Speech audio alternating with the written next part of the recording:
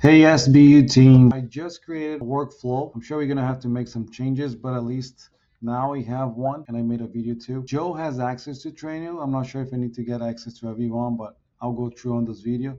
So we'll start everything at RFQ received. We go to the RFQ. Once the RFQ ready, it's pending a final review. We added a two-step review where we need two people reviewing every quote. And if it's not a thing we can do, it's a no quote, it's something that's out of our capabilities. When the RFQ is sent, we can have a become an order right away, and that goes into the order received and order processing. If it not, it's going to go into no order received yet, and we do a follow-up by email next day and a follow-up with a phone call, and keep following up until we have receive a feedback from customer. If that becomes a lost opportunity, we have reasons for loss, which is one is no feedback. Some people you cannot get on the phone or email, so there's no feedback. The other one would be we took too long to quote, which could be pricing, the lead time, and engineering changes. When we go into orders received, we're going to do a review order process.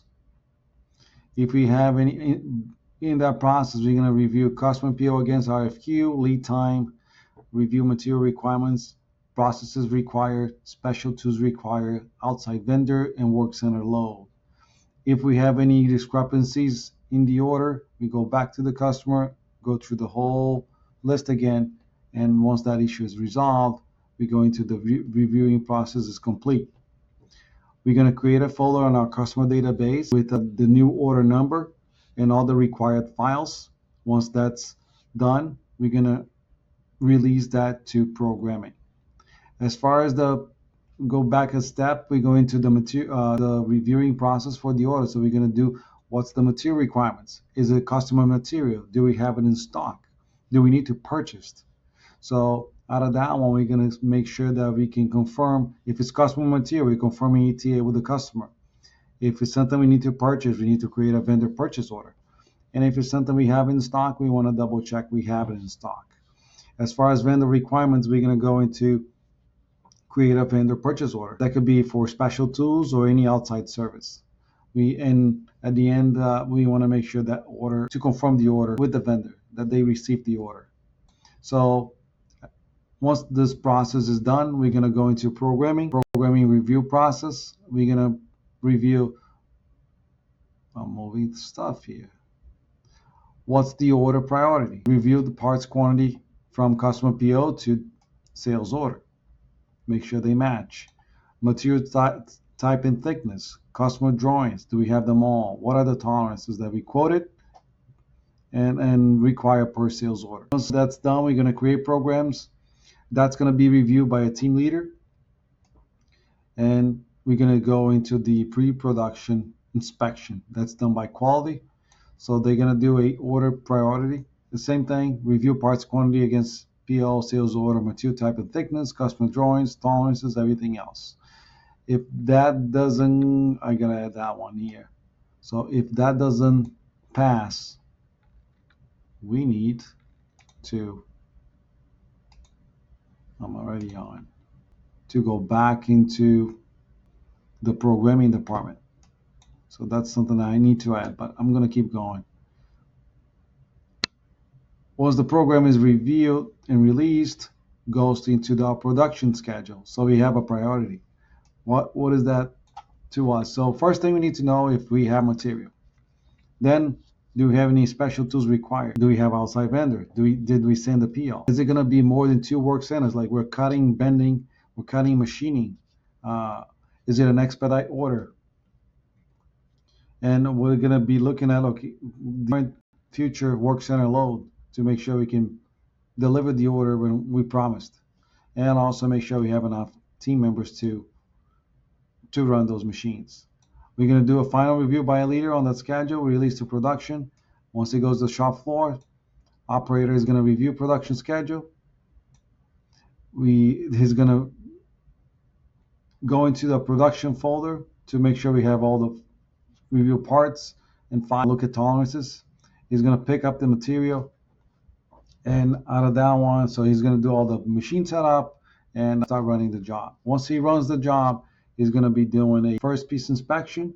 If the operator finds it's no good, it's going to cut another one. If it's good, it's going to go into the quality first article inspection, and it's the same process. If it doesn't pass, it's going to go back into the operator. If it passes, it keeps along the way.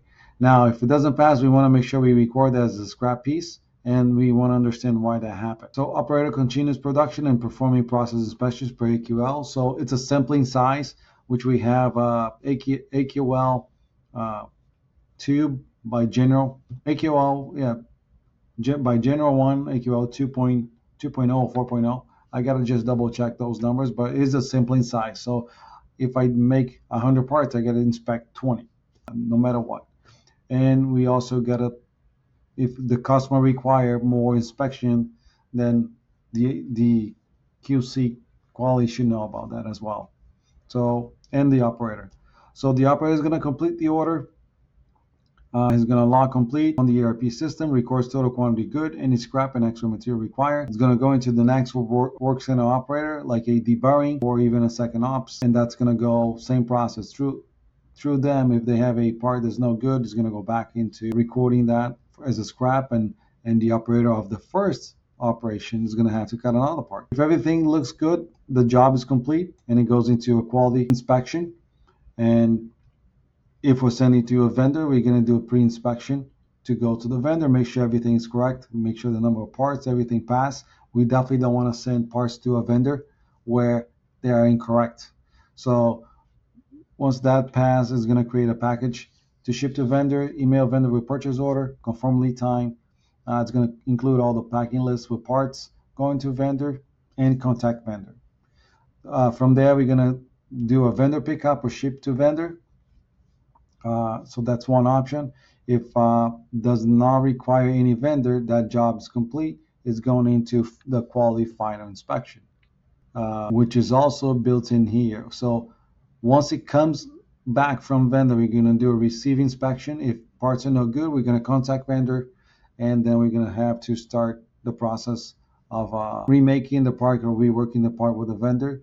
If everything is good, it will go into quality.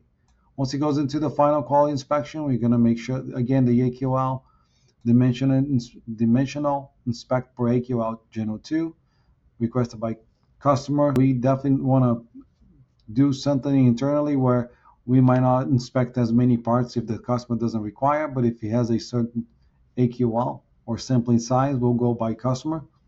We're going to also do a visual inspection, make sure all the processes were complete per customer requirements. We're going to look at the requirements as far as, do they need a certificate of compliance requirement, an inspection report, and material certs required. If everything goes well, we keep going into packaging.